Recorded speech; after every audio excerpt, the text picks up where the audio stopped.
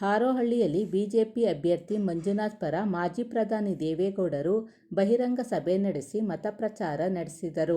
ನಂತರ ಮಾತನಾಡಿದ ದೇವೇಗೌಡರು, ಕರ್ನಾಟಕ ರಾಜ್ಯದಲ್ಲಿ 28 ಸ್ಥಾನಗಳನ್ನು ಬಿಜೆಪಿ ಪಕ್ಷಕ್ಕೆ ಮತ ನೀಡಿ ಗೆಲ್ಲಿಸಿದ್ದಲ್ಲಿ ಮತ್ತು ಬೆಂಗಳೂರು ಗ್ರಾಮಾಂತರ ಅಭ್ಯರ್ಥಿ ಮಂಜುನಾಥ್ ರವರನ್ನು ನೀವು ಮತ ನೀಡಿ ಗೆಲ್ಲಿಸಿದರೆ 100ಕ್ಕೆ 100 ಮೇಕೆದಾಟು ಯೋಜನೆ ಜಾರಿಗೆ ಮೋದಿಯವರ ಬಳಿ ಒಪ್ಪಿಗೆ ಪಡೆಯುವುದು ಶತಸಿದ್ಧ ಎಂದರು. ಕಾರ್ಯಕ್ರಮದಲ್ಲಿ ಅಭ್ಯರ್ಥಿ ಮಂಜುನಾಥ್, ಡಾಕ್ಟರ್ ಅಂಜಿನಪ್ಪ, ನಿಖಿಲ್ ಕುಮಾರಸ್ವಾಮಿ, ಗೌತಮ್ ಗೌಡ, ಪಿಚ್ಚನಕೆರೆ ಜಗದೀಶ್, ಮುರಳಿ ಸೇರಿದಂತೆ ಹಲವಾರು ಜೆಡಿಎಸ್ ಮತ್ತು ಬಿಜೆಪಿ ಮುಖಂಡರು, ಕಾರ್ಯಕರ್ತರು, ಸಾರ್ವಜನಿಕರು ಭಾಗವಹಿಸಿದ್ದರು.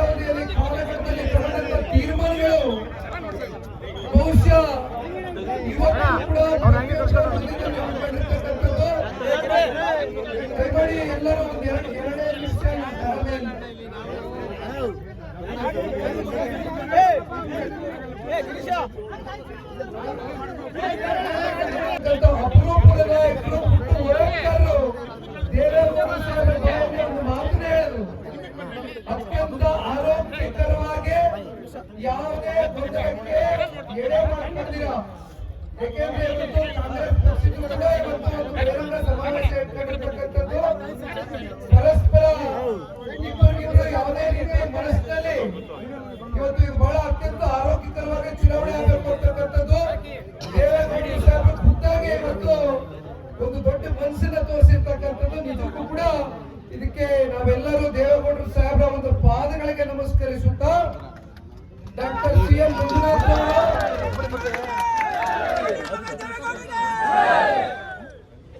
ಸಿ.ಎನ್. ಮಂಜುನಾಥ್ ಅವರು ಜಯದೇವ ನಿರ್ದೇಶಕರಾಗಿ ಕಳೆದ 35 ವರ್ಷಗಳಿಂದ ಇವತ್ತು ವೈದ್ಯಕೀಯ ಕ್ಷೇತ್ರದಲ್ಲಿ ಅವರು ಸಲ್ಲಿಸಿರ್ತಕ್ಕಂಥ ಒಂದು ಸೇವೆ ಇವತ್ತಿಗೂ ಕೂಡ ರಾಜ್ಯದಲ್ಲಿ ನಾನೇ ಅನೇಕ ಸಂದರ್ಭದಲ್ಲಿ ಇವತ್ತೇನು ಬೆಂಗಳೂರು ಗ್ರಾಮಾಂತರ ಲೋಕಸಭಾ ಕ್ಷೇತ್ರದಲ್ಲಿ ಅವ್ರ ಜೊತೆಯಲ್ಲಿ ಓಡಾಡ್ತಾ ಇದ್ವು. ಮಾಜಿ ಶಾಸಕರು ನಮ್ಮ ಜಿಲ್ಲಾಧ್ಯಕ್ಷರಾಗಿರ್ತಕ್ಕಂಥ ಮಂಜಣ್ಣವರು ಹಿರಿಯರಿದ್ದಾರೆ. ಆ ದೇವೇಗೌಡರು ಕೂಡ ಇವತ್ತು ಭಾಗಿಯಾಗಿದ್ದಾರೆ. ಗೌತಮ್ ಗೌಡರು ಇದ್ದಾರೆ, ಯುವ ನಾಯಕರು. ಇಲ್ಲಿ ಎರಡೂ ಪಕ್ಷದ ಕಟ್ಟಾಳುಗಳು, ಕಾರ್ಯಕರ್ತರು, ಮುಖಂಡರುಗಳು ಇವತ್ತೇನು ಸೇರಿದ್ದೀರಿ. ಒಂದು ಇವತ್ತು ಮಂಜಣ್ಣವ್ರ ಬಗ್ಗೆ ನಾವು ಹೇಳಬೇಕಾಗ್ತದೆ. ಯಾವುದೇ ಕ್ಷೇತ್ರಕ್ಕೂ ಹೋಗಿ, ರಾಜ್ಯದಲ್ಲಿ ಯಾವುದೇ ಹಳ್ಳಿಗಳಿಗೆ ಹೋಗಿ ಇವತ್ತು ಮಂಜಣ್ಣವರು ಕನಿಷ್ಠ ಪಕ್ಷ 50ರಿಂದ 100 ಜನ ಇವತ್ತು ಹೆಣ್ಮಕ್ಳುಗಳು ಬರ್ತಾರೆ. ಎಲ್ಲೋದ್ರು ನಮ್ಮ ಗಂಡಂದಿರ ಒಂದು ನಮ್ಮ ಮಾಂಗಲ್ಯವನ್ನು ಉಳಿಸಿರ್ತಕ್ಕಂಥ ಪುಣ್ಯಾತ್ಮ ಮಂಜಣ್ಣವರು ಅಂತಕ್ಕಂಥದ್ದು ಅನೇಕ ಸಂದರ್ಭದಲ್ಲಿ ಇವತ್ತು ರಾಜ್ಯದಲ್ಲಿ ಏನ್ ಚರ್ಚೆ ಮಾಡ್ತಾರೆ. ದಯಮಾಡಿ ತಮ್ಮೆಲ್ಲರ ಒಂದು ಆಶೀರ್ವಾದ, ಆರೈಕೆ. ಇವತ್ತು ಬೇಸಿಗೆಗಾಲ ಸಿಕ್ಕಾಬಿಟ್ಟೆ ಬಿಸಿಲದೆ, ನಿಮ್ಮನ್ನು ನಿಲ್ಸ್ಕೊಳ್ತಕ್ಕಂಥ ಸೂಕ್ತ ಅಲ್ಲ. ಜಾಸ್ತಿ ಸಮಯ ಮಂಜಣ್ಣವ್ರು ಬರ್ಲಿ ಅಂತ ಕಾಯ್ತಾ ಇದ್ದೇವೆ. ಅವರು ಮಾತನಾಡ್ತಾರೆ. ಅಂತಿಮವಾಗಿ ದೇವೇಗೌಡರು ಸಾಹೇಬ್ರು ನೀವೆಲ್ಲರೂ ಏನು ನಿರೀಕ್ಷೆಯಿಂದ ಕಾತ್ಕೊಳ್ತಿದ್ದೀರಿ. ಮನೆ ದೇವೇಗೌಡರು ಸಾಹೇಬ್ರ ಒಂದು ನುಡಿಮುತ್ತಿನ ಮಾತುಗಳನ್ನ ಕೇಳಲಿಕ್ಕೆ ಈ ಒಂದು ಬಿಸಿಲಲ್ಲೂ ಕೂಡ, ಉರಿ ಬಿಸಿಲಲ್ಲಿ ಯಾವುದೇ ಅಷ್ಟೊಂದು ವ್ಯವಸ್ಥೆಗಳು ಮಾಡ್ಲಿಕ್ಕೆ ಇವತ್ತು ಅವಕಾಶಗಳಿಲ್ಲ. ಯಾಕಂದ್ರೆ ಚುನಾವಣೆಯಲ್ಲಿ ನಿಮ್ಗೆ ಗೊತ್ತಿದೆ ಖರ್ಚು ವೆಚ್ಚನ ತೋರಿಸಬೇಕಾಗ್ತದೆ. ಆ ಒಂದು ಹಿನ್ನೆಲೆಯಲ್ಲಿ ಜೊತೆಯಲ್ಲಿ ಇನ್ನು 5 ಕಡೆ ಇವತ್ತು ಹೋಗ್ಬೇಕಾಗಿದೆ. ಬಿಡದಿ, ಕೂಟಗಲ್ಲು, ರಾಮನಗರ ಟೌನು, ಕೈಲಾಂಚ, ಕಸ್ಬಾ ಎಲ್ಲ ಕಡೆ ಇವತ್ತು ಪ್ರವಾಸ ಇಟ್ಕೊಂಡಿರ್ತಕ್ಕಂಥ ಹಿನ್ನೆಲೆಯಲ್ಲಿ ಬಹುಶಃ ದೇವೇಗೌಡರು ಸಾಹೇಬ್ರೆ ಮಾತನಾಡ್ತಾ ಇರ್ತಾರೆ. ತದನಂತರ ಕ್ಯಾಂಡಿಡೇಟ್ ಬಂದು ನಮ್ಮನ್ನು ಉದ್ದೇಶಿಸಿ ಮಾತನಾಡ್ತಾರೆ. ದಯಮಾಡಿ ಒಂದ್ ಸ್ವಲ್ಪ ಮಂಜಣ್ಣವ್ರು ಬಂದಾಗ ಕ್ಲಿಯರ್ ಮಾಡ್ಕೊಡಿ. ದಯಮಾಡಿ ನೋಡಿ ಕ್ಲಿಯರ್ ಮಾಡ್ಕೊಡಿ ಗಾಡಿ ಬಂದಾಗ. ದಯಮಾಡಿ ನಮಸ್ತೆ.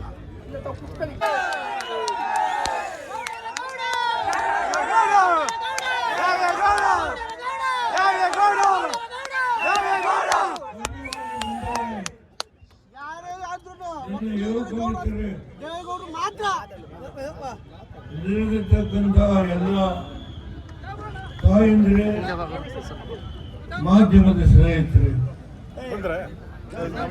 ನಾನು ಈ ದಿನ ಬೆಂಗಳೂರು ಗ್ರಾಮಾಂತರ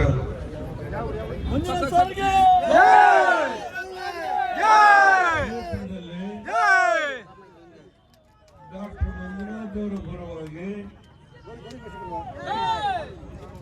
ನಾನು 7 ಕಡೆ ಕಾರ್ಯಕ್ರಮವನ್ನು ಆಯೋಜಿಸಿದ್ದಾರೆ.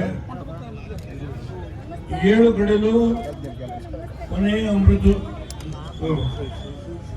ಎಲ್ಲ ಕಡೆ ಕಾರ್ಯಕ್ರಮವನ್ನು ಮುಗಿಸಿ ಆಮೇಲೆ ಬೇರೆ ಕಡೆ ಹೋಗ್ತೇನೆ.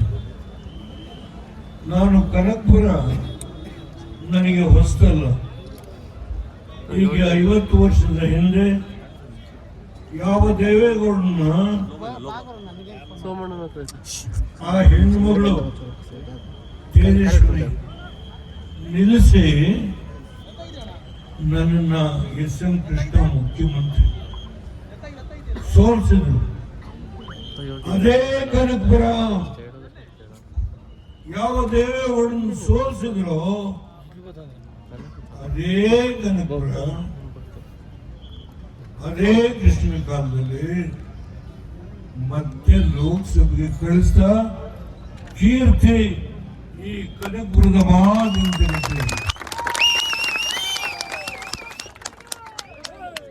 ಅವತ್ತು ಕೃಷ್ಣನ ಸರ್ಕಾರ, ಅವತ್ತು ಒಬ್ಬರು ದೊಡ್ಡ ಮುಖಂಡ್ರೆ, ನಾನು ಯಾರ ಹೆಸರನ್ನು ಹೇಳೋದು ನಿಮಗೆಲ್ಲ ಗೊತ್ತಿದೆ. ಅವತ್ತು ಪುಣ್ಯಾತ್ಮರು ನಾವು ಮತ್ತೆ ದೇವೇಗೌಡರನ್ನ ಲೋಕಸಭೆಗೆ ಕಳಿಸ್ಲೇಬೇಕು ಅಂತ ತೀರ್ಮಾನ ಮಾಡಿ ಕಳಿಸಿದಂತ ಮಹಾನ್ ಭಾವರು. ಇದೇ ವೇದಿಕೆಯಲ್ಲಿ ಭಾಷಣ ಮಾಡಿದ್ದೇನೆ. ಆ ಕಡೆ ಕಾಂಗ್ರೆಸ್ನವರು ಇದ್ರು, ಇಲ್ಲಿ ಒಬ್ಬ ಮುಸ್ಲಿಂ ಲೀಡರ್ ಇದ್ರು, ಅವ್ರ ಹೆಸರು ಮರ್ತೋಗಿದೆ ನನಗೆ. ಅವರು ಕೊನೆಯವರೆಗೆ ನನ್ನ ಜೊತೆ ಅತ್ಯಂತ ಪ್ರಾಮಾಣಿಕಸ್ಥ. ಆ ವ್ಯಕ್ತಿಯ ಬಗ್ಗೆ ನಾನು ಮಾತನಾಡಲಿಕ್ಕೆ ಹೋಗಲ್ಲ. ಇವತ್ತು ಈ ದೇಶದಲ್ಲಿ ದೇವೇಗೌಡರು ಅವರ ಹಳೆಯನ್ನ ಬಿಜೆಪಿಗೆ ನಿಲ್ಲಿಸಿದ್ದಾರೆ. ನಾನಲ್ಲ. ಮೋದಿಯವರು, ಶಾ ಅವರು ಏನು ಈ ರಾಷ್ಟ್ರದಲ್ಲಿ 150 ಬೆಡ್ಡಿನ ಆಸ್ಪತ್ರೆ ಒಂದು ಕಾಲದಲ್ಲಿ ಯಾವ ಕೃಷ್ಣ ಅವರು ಗವರ್ನಿಂಗ್ ಕೌನ್ಸಿಲ್ ಚೇರ್ಮನ್, ಅವತ್ತು ಗುಲ್ಬರ್ಗಾದ ಯಾದಗಿರಿನ ಮಂತ್ರಿ ಅವರು ವೈಸ್ ಚೇರ್ಮನ್. ಆ ಸಂದರ್ಭದಲ್ಲಿ ಯಾವ ಮಂಜುನಾಥ್ ಅವರು ಡೈರೆಕ್ಟರ್ ಆಗಬೇಕಾಯ್ತು, ತಪ್ಪಿಸಿದ್ರು. ಆ ತಪ್ಪಿಸಿದ ಕೀರ್ತಿ ಯಾರಿಗೆ ಸಲ್ಲಬೇಕು ಅನ್ನೋದನ್ನ ನೀವು ಅರ್ಥ ಮಾಡ್ಕೊಳ್ಬೇಕು. ಆ ಮಹಾನುಭಾವರು ನಿಮ್ಮವರೇ. 15 ವರ್ಷ 16 ವರ್ಷ ಅವರು ಡೈರೆಕ್ಟರ್ ಆದ್ದು ಅವರ ಒಂದು ಪ್ರತಿಭೆಯಿಂದ. ನಿಮಗೆ ಗೊತ್ತಿರಬೇಕು, ಜಯಂತ್ ಪಟೇಲ್ ಅಂತ ಒಬ್ಬರು ಮುಖ್ಯಮಂತ್ರಿ, ಅವರ ಮೇಲೆ ಪ್ರಭುದೇವರ ಮೇಲೆ ಎನ್ಕ್ವೈರಿ ಆರ್ಡರ್ ಮಾಡಿದ್ರು. 42 ಕೋಟಿ ಅಕ್ರಮ ನಡೆದಿದೆ ಅಂತ ಹೇಳಿ ಹಣಕಾಸಿನ ಮಂತ್ರಿ ಕಾರ್ಯದರ್ಶಿ ಅವರು ಗವರ್ನಿಂಗ್ ಕೌನ್ಸಿಲ್ ಮೀಟಿಂಗ್ ಅಲ್ಲಿ ಅವರ ವಿರೋಧವನ್ನು ವ್ಯಕ್ತಪಡಿಸಿದರು. ಈ ವಿಷಯ ಹೈಕೋರ್ಟ್ ನಲ್ಲಿ ಬಂದಾಗ ಪ್ರಭುದೇವ್ ಹೇಳಿದ್ರು, ರಾಜೀನಾಮೆ ಕೊಡ್ತೀಯೋ ಇಲ್ಲ ಜೈಲಿಗೆ ಕಳಿಸೋಣ. ಈ ಕೀರ್ತಿ ನಿಮ್ಮ ಕ್ಷೇತ್ರದ ಮಹಾನುಭಾವರಿಗೆ ಸೇರಿ. ಈ ಮಾತನ್ನ ಇಲ್ಲ ಅಂತ ಹೇಳಿ ಕೃಷ್ಣ ಅವರನ್ನ ಮೀಟಿಂಗ್ ಇಂದ ಕರ್ಕೊಂಡು ಹೋಗ್ತಾರೆ. ನೀವು ಬನ್ನಿ, ವೈಸ್ ಚೇರ್ಮನ್ ಅವರ ಹೆಸರು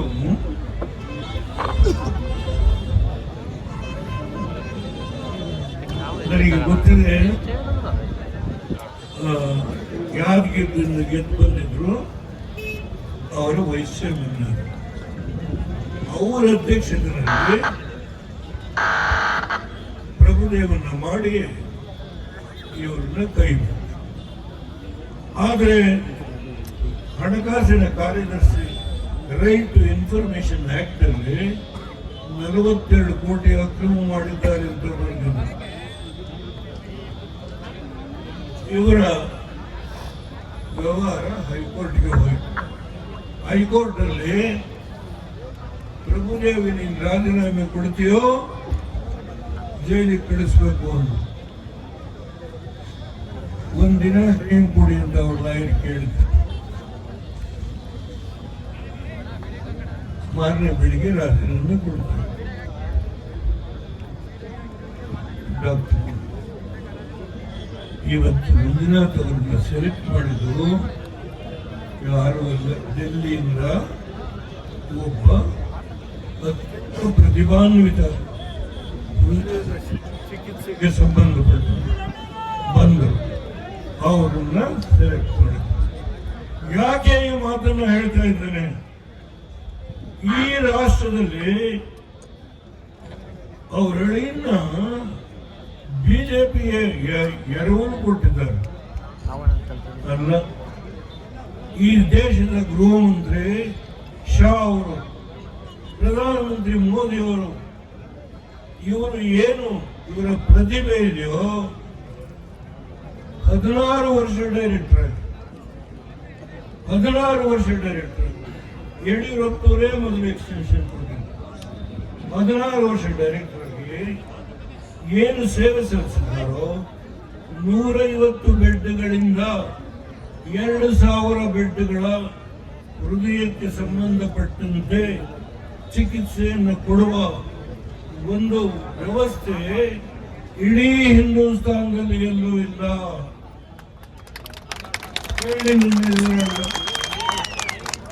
ಇಡೀ ಹಿಂದೂಸ್ತಾನದಲ್ಲಿ ಖಾಸಗಿ ವಲಯದಲ್ಲಾಗಲಿ, ಇವತ್ತು ಸಾರ್ವಜನಿಕ ವಲಯದಲ್ಲಾಗಲಿ, ಸರ್ಕಾರಿ ವಲಯದಲ್ಲಾಗಲಿ ಎಲ್ಲೂ ಇಲ್ಲ. ಹೇಳಿ, ಅಂತ ವ್ಯಕ್ತಿಯನ್ನ ಮೋದಿಯವರು, ಶಾ ಅವರು ಈ ದೇಶದಲ್ಲಿ ಅವರನ್ನು ನಾವು ಬಳಕೆ ಮಾಡಿಕೋಬೇಕಾಗಿದೆ. ದೇವೇಗೌಡ್ರೆ, ನೀವು ದಯಮಾಡಿ ಅವ್ರನ್ನ ಬಿಜೆಪಿಯಿಂದ ನಿಲ್ಲಿಸಿ, ನಾವು ಅವರನ್ನು ರಾಷ್ಟ್ರದಲ್ಲಿ ಅವರ ಸೇವೆ ಅನಿವಾರ್ಯ. ಈ ಮಾತನ್ನು ಹೇಳಿದಂತ ಶಾ ಅವರು ಮೊನ್ನೆ ರೋಡ್ ಶೋ ಆಯಿತು. ಸುಮಾರು 40,000 ಜನ ಕುಮಾರಸ್ವಾಮಿ ಅವರು ಸೇರಿಸಿ ದೊಡ್ಡ ಪ್ರಮಾಣದಲ್ಲಿ ರೋಡ್ ಶೋ ಆಯಿತು. ಇವತ್ತು ನಾನು ನಿಮ್ಮ ಮುಂದೆ ಬಂದು ನಿಂತಿದ್ದೇನೆ. ಇವತ್ತು ಇನ್ನೂ ಕೂಟ್ಕಲ್ಲು 7 ಕಡೆ ಕಾರ್ಯಕ್ರಮ ಇದೆ. ದಯಮಾಡಿ ವಿನಂತಿ ಮಾಡ್ತಾರೆ, ಅವರ ವೈರಿಗಳು ಕೂಡ ಅವರ ಬಗ್ಗೆ ಒಂದು ಶಬ್ದ ಮಾತಾಡಲಿಕ್ಕೆ ಆಗಲ್ಲ. ಅವರ ವೈರಿಗಳು ಎಂತಹ ಹೀನ ಕೃತ್ಯ, ಮಂಜುನಾಥ್ ಅನ್ನೋ ಹೆಸರನ್ನ 3 ಜನ ನಿಲ್ಲಿಸಿದ್ದಾರೆ. ಮಂಜುನಾಥ್ ಅನ್ನೋ ಹೆಸರನ್ನ ಹುಡುಕಿ 3 ಜನ ನಿಲ್ಲಿಸಿದ್ದಾರೆ. ಮಹಾನುಭಾವರು ಬಹಳ ಬುದ್ಧಿ ಬಳಕೆ ಮಾಡಿದ್ದಾರೆ.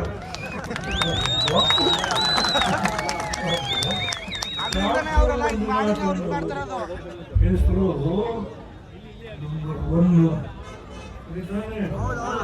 Number 1 doctor Manjunath. ಆದ್ರೆ ನಮ್ಮ ಎದುರಾಳಿಗಳು 3 ಜನ ಡಾಕ್ಟರ್. ದೊಡ್ಡ ಬುದ್ಧಿವಂತಿಕೆ.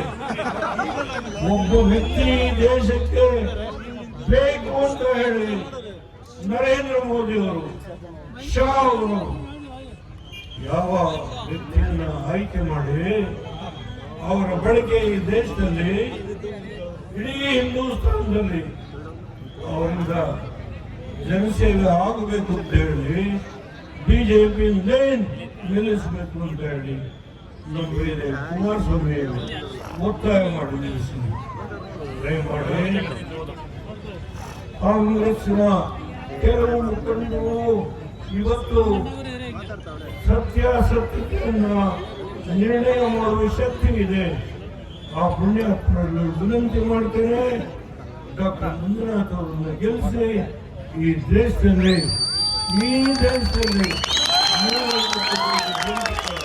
ಸೇವೆಯನ್ನು ಮಾಡುವ ಶಕ್ತಿಯನ್ನು ಅವರಿಗೆ ತೋರಿಸಿ.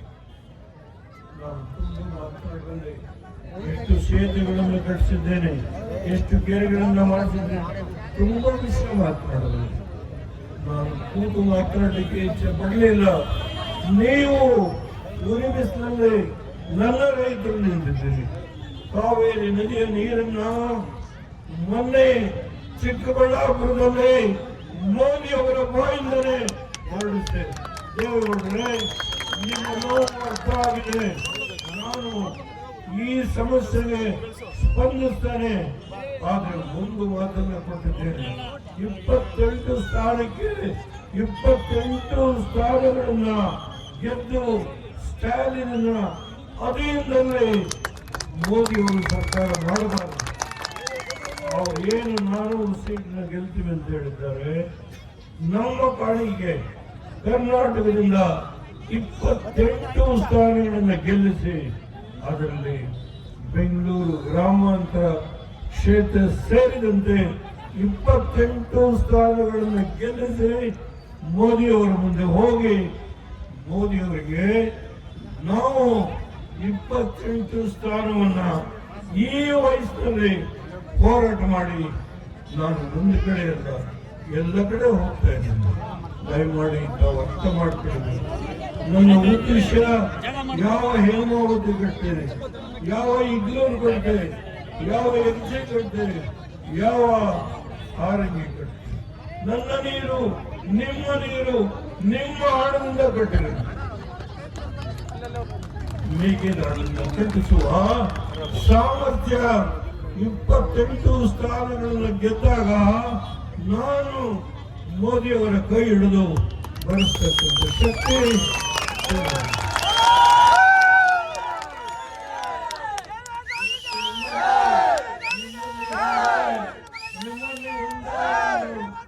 ಒಂದು ಕಡೆ ಹಣದವರ ಪ್ರತಿಭೆ, ನೀತಿವಂತ, ಗುಣವಂತ ಅವರ ನಂಬರ್ 1 ಡಾಕ್ಟರ್ ಮಂಜುನಾಥ್. 3 ಹೆಸರುಗಳನ್ನ ಇವತ್ತು ಸಮಸ್ತ ಜನತೆಯಲ್ಲಿ ಕೈ ಮುಗಿದು ಪ್ರಾರ್ಥನೆ ಮಾಡಿ. ನಾನು ಏನು ಹಿಂದೆ ಕೆಲಸ ಮಾಡಿದ್ದೇನೆ ಅದರ ಬಗ್ಗೆ ವ್ಯಾಖ್ಯಾನ ಮಾಡಿದ್ದೇನೆ. ನಿಮ್ಮೆಲ್ಲರಲ್ಲಿ ಇವತ್ತು ತಮ್ಮನ್ನ ಕೈ ಮುಗಿದು ಪ್ರಾರ್ಥನೆ ಮಾಡಿ. ನೀವು ಕೊಡುವ ಶಕ್ತಿ ಈ ಕ್ಷೇತ್ರದಿಂದ ಡಾಕ್ಟರ್ ಮಂಜುನಾಥ್ ಅವರು, ನಕಲಿ ಮಂಜುನಾಥ್ ಅವ್ರನ್ನ ಏನು ಜೋಡಿಸಿದ್ದಾರೋ ಅದನ್ನೆಲ್ಲವನ್ನು ಕಾಲಿಂದ ಹೊತ್ತು ಅದನ್ನ ಹಿಂದೆ ಸರಿಸಿ 26ನೇ ತಾರೀಕು ಈ ಒಂದು ಕ್ಷೇತ್ರದ ಮಹಾಜನತೆ, ಕಾಂಗ್ರೆಸ್ಸಿನ ಕೆಲವರು ಸತ್ಯವಂತರು, ಯೋಗ್ಯವಂತರು ಡಾಕ್ಟರ್ ಮಂಜುನಾಥ್ ಅವರನ್ನ ಅವರು ಏನು ಜನಕ್ಕೆ ಸೇವೆ ಮಾಡಿದ್ದಾರೆ ಅದನ್ನು ಗುರುತಿಸತಕ್ಕಂಥ ಪುಣ್ಯಾತ್ಮರು ಇವತ್ತು ಇದ್ದಾರೆ. ಅಂತ ಪುಣ್ಯಾತ್ಮರು ಸೇರಿದಂತೆ ಬಿಜೆಪಿ, ಜೆಡಿಎಸ್ ಎಲ್ಲ ಮುಖಂಡರು ಈ ವೇದಿಕೆಯಲ್ಲಿ ನಿಂತಿದ್ದೇವೆ. ನನ್ನ ಮೊಮ್ಮಗ ನಿಖಿಲ್ ಏನು ಹೋರಾಟ ಮಾಡ್ತಾ ಇದ್ದಾನೆ ಗೊತ್ತಿದೆ. ಕುಮಾರಸ್ವಾಮಿ ಅವರು ಹೃದಯ ಚಿಕಿತ್ಸೆ ಆದರೂ ಇವತ್ತು ಈ ರಾಜ್ಯದಲ್ಲಿ ಇವತ್ತು ಬೆಳಗ್ಗೆ KR ನಗರದ ಕೊನೆಯ ಹಂತದಿಂದ ಅವರು ಪ್ರವಾಸ ಮಾಡ್ತಾ ಇದ್ದಾರೆ. ಮನಮೋಹನ್ ಸಿಂಗ್ ಅವರು ದುಡ್ಡು ಮರದಲ್ಲಿ ಬೆಳೆಯೋದಿಲ್ಲ, ಅದನ್ನು ಓದ್ತೇನೆ ನೋಡಿ. ಕಾಂಗ್ರೆಸ್ನವರು ನೋಡಬೇಕು, money will not grow on trees.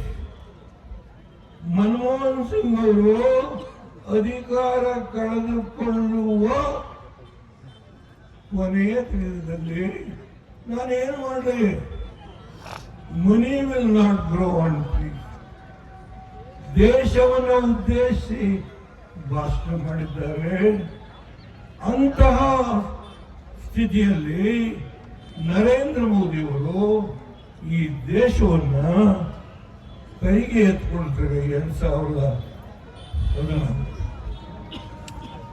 2010 ವರ್ಷ ಈ ದೇಶದ ಆರ್ಥಿಕ ಸ್ಥಿತಿ ಪ್ರಪಂಚದಲ್ಲಿ 5ನೇ ಸ್ಥಾನಕ್ಕೆ ಬಂದಿದೆ ಅಂತ ಹೇಳಿದ್ರೆ ಇಲ್ಲಿ ಖಾಲಿ ಚೌಕನ್ನ ತೋರಿಸ್ತಾರೆ. ಯಾರಿಗೆ ಖಾಲಿ ಚೌಕ? ಇವತ್ತು ಆ ಖಾಲಿ ಚೌಕನ್ನ ಅಕ್ಷಯ ಪಾತ್ರೆಯನ್ನಾಗಿ ಮಾಡಿ ಈ ದೇಶವನ್ನ 5ನೇ ಸ್ಥಾನಕ್ಕೆ ತಂದಿರುವ ಯಾವ ನರೇಂದ್ರ ಮೋದಿ ಇದ್ದಾರೋ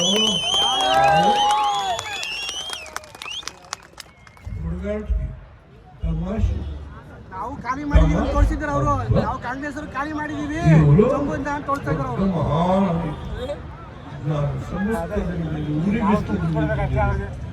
ನಾನು ಕೂತ್ಕೊಂಡು ಮಾತಾಡಬಾರದು ಅಂತ ಹೇಳಿ ನಿಂತು 91 ಮುಗಿಯಿತು.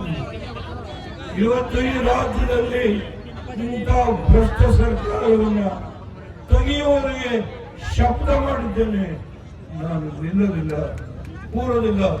ಎಲ್ಲ ಕಡೆ ಮೇ 5ನೇ ತಾರೀಕುವರೆಗೆ ರಾಯಚೂರು, ಗುಲ್ಬರ್ಗ, ಬೆದರು ನೀರು ಕೊಟ್ಟಿದ್ದೇನೆ ಜನಕ್ಕೆ. ನನ್ನ ಪ್ರತಿಮೆಯನ್ನು ನಿಲ್ಲಿಸಿದ್ದಾರೆ ರಾಯಚೂರು ಪುಣ್ಯಾತ್ಮ. ಇಲ್ಲಿ ಇವತ್ತು JDS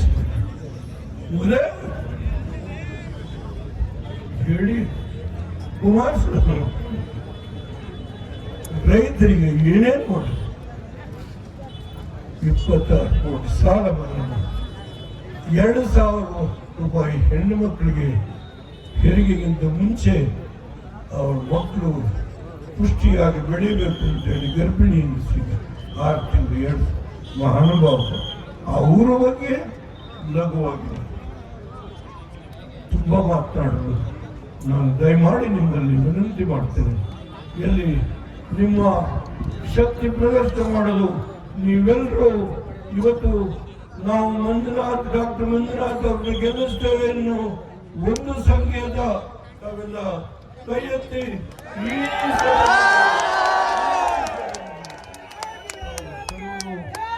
ಅವ್ರಿಗೆ 26ನೇ ತಾರೀಕು ನಿಮ್ಮ ಸಂಬಂಧಿಕರು, ನಿಮ್ಮ ಬಂಧು ಬಾಂಧವರು ಎಲ್ಲರ ಹೋಗಿ ಮೊಬೈಲ್ ಫೋನ್ ಮುಖೇನ ಕಾಂಟ್ಯಾಕ್ಟ್ ಮಾಡಿ. ಇವತ್ತು ಡಾಕ್ಟರ್ ಮಂಜುನಾಥ್ ಅವರು ಅತ್ಯಂತ ಅಧಿಕ ಬಹುಮತಗಳಿಂದ ಗೆದ್ದಕ್ಕಂಥದಕ್ಕೆ ಆಶೀರ್ವಾದ ಮಾಡಬೇಕು ಅಂತ ಹೇಳಿ ಸರ್ವರಲ್ಲಿಯೂ ನಾನು ಪ್ರಾರ್ಥನೆ ಮಾಡಿ ಸಮಸ್ತ ಜನತೆಗೆ ಕೈ ಮುಗಿದು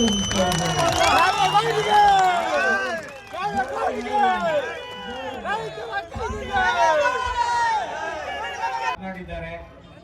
ನಾನು ಜಾಸ್ತಿ ಮಾತಾಡಕ್ಕೆ ಹೋಗೋದಿಲ್ಲ. ಈಗಾಗಲೇ ಹುಲಿ ಬಿಸಿಲು ಕೂಡ. ಈಗ ತಮಗೆಲ್ಲ ಗೊತ್ತಿರಾಗೆ ನಾನು ಬಿಜೆಪಿ ಮತ್ತು JDS NDA ಅಭ್ಯರ್ಥಿಯಾಗಿ ಬಿಜೆಪಿಯಿಂದ ಸ್ಪರ್ಧೆ ಮಾಡಿದ್ದೇನೆ. ಕ್ರಮ ಸಂಖ್ಯೆ 1 ಮತ್ತು ಕಮಲದ ಗುರುತು. ಕ್ರಮ ಸಂಖ್ಯೆ 1 ಕಮಲದ ಗುರುತು.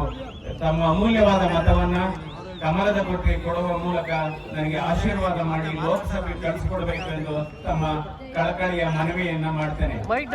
ಯಾಕೆಂದ್ರೆ ನಾನು ಜಯದೇವ ಆಸ್ಪತ್ರೆಯ ನಿರ್ದೇಶಕನಾಗಿ ಕೆಲಸ ಮಾಡತಕ್ಕಂತ ಸಂದರ್ಭದಲ್ಲಿ ನಾನು ಬಡವರ ಮತ್ತು ರೈತರ ಕೂಲಿ ಕಾರ್ಮಿಕರ ಕಣ್ಣೀರನ್ನು ಒರೆಸುವಂತ ಕೆಲಸವನ್ನ ನಾನು ಮಾಡಿದ್ದೇನೆ.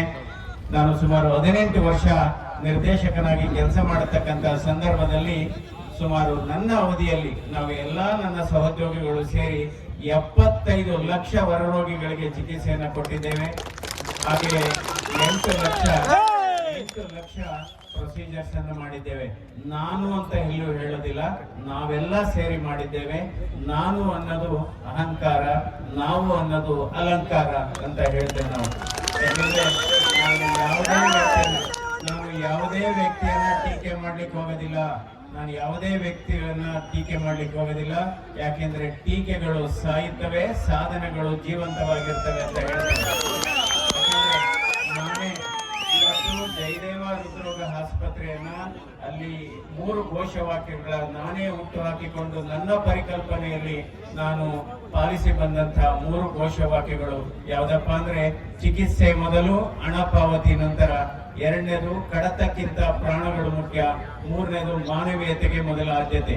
ಯಾಕೆಂದ್ರೆ ನಾವು ಸರ್ಕಾರದ ಅನುದಾನದ ಜೊತೆಗೆ ಸರ್ಕಾರದ ಅನುದಾನ ಮತ್ತು ಸಹಕಾರದ ಜೊತೆಗೆ ಹಲವಾರು ದಾನಿಗಳಿಂದ ಹಣವನ್ನ ಸಂಗ್ರಹಿಸಿ ನಾವು ಯಾವುದೇ ಒಬ್ಬ ರೋಗಿ ಹಣ ಇರ್ಲಿ ಇಲ್ಲದೆ ಇರ್ಲಿ, ಅವನ ಹತ್ರ ಕಡತಗಳು ಇರ್ಲಿ ಇಲ್ಲದೆ ಇರ್ಲಿ, ಅಥವಾ ಇನ್ಶೂರೆನ್ಸ್ ಇರ್ಲಿ ಇಲ್ಲದೆ ಇರ್ಲಿ, ಅವರಿಗೆ ಉತ್ತಮವಾದ ಗುಣಮಟ್ಟದ ಚಿಕಿತ್ಸೆಯನ್ನ ಕೊಡ್ತಕ್ಕಂಥ ವ್ಯವಸ್ಥೆಯನ್ನ ಮಾಡಿದೆ. ಎಷ್ಟೋ ಬಾರಿ ನಮ್ಮ ತಾಯಂದಿರು, ಮಹಿಳೆಯರು, ಅಕ್ಕ ತಂಗಿಯರು, ಸರ್ ನಾವು 25,000 ರೂಪಾಯಿ ತಾಲಿಯನ್ನ ಮಾರಿ ದುಡ್ಡು ಕಟ್ಟಿದ್ದೇವೆ, 50,000 ಕಟ್ಟಕ್ಕಾಗಲ್ಲ ಅಂದಾಗ ಅವರಿಗೆ ಆ ದುಡ್ಡನ್ನ ವಾಪಸ್ಸು ಕೊಟ್ಟು ನೀವು ತಾಲಿಯನ್ನ ಧರಿಸಿ ಮಹಾತಾಯಿ ಅಂದ್ಬಿಟ್ಟು ಹೇಳಿದ್ದೇನೆ. ನಾನು ಹಲವಾರು ಬಾರಿ ಹಸುಗಳನ್ನ ಮಾರಿದಂತ ಸಂದರ್ಭದಲ್ಲಿ, ಯಾಕೆಂದ್ರೆ ಹಸು ಅನ್ನೋದು ನಮ್ಮ ಜೀವನದ ಅದು ಕಾಮಧೇನು, ನಮ್ಮ ಬದುಕಿನ ಜೀವನಾಡಿ ಅದು ಅಂತ.